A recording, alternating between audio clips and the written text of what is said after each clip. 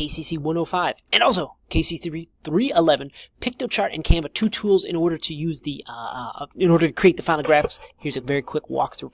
Piktochart.com, you'll get to this sort of a login or sign-in screen. You can click Google because guess what? All your Kindle emails through Google. There's my Kindle email right there. I click that, and here we go. You get to this dashboard. I have a couple in here because I've created some before through Piktochart. Otherwise, you can click Create New, and you'll see, hey, they've already got you an infographic template. They've got you a couple started up. You can like do this nice dark one. Oh, I like the dark, a lighter one with some graphs. Or you can go ahead and click your start your own. And on the left-hand side here, there's all the different things you can add. A background, okay, how about something like this? A lot of triangles. Good luck trying to read anything on that.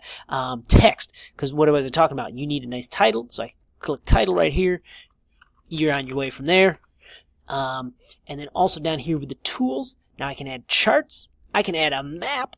I can also add a video. That's a little beyond what we're looking for. But up top here, there's some graphics. This is nice because now I can add some pictures, some shapes, different icons. I can search here. So let's pretend that your thing is about salary. And there we go. I can add some different graphics, like some things with a money theme. You get the idea. Play around with this, but you can add some nice graphical touches to what's going on with your graphics. Canva is going to be really the same thing. I've logged in. Once again, you can use your Kindle email to log in. I've got to Canva. You see a lot of their templates are more sort of like invitations, like stationery, that sort of thing, which is why I'm just going to say Piktochart.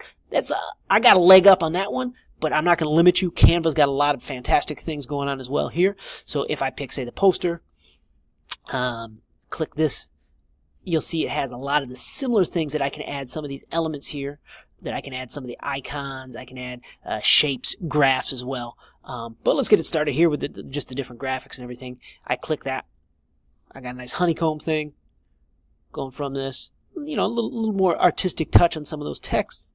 And then, of course, you can add some of the graphics to go with it. So pretend you're doing a graphic about, sure, hot dogs. Why not, right? You get the idea.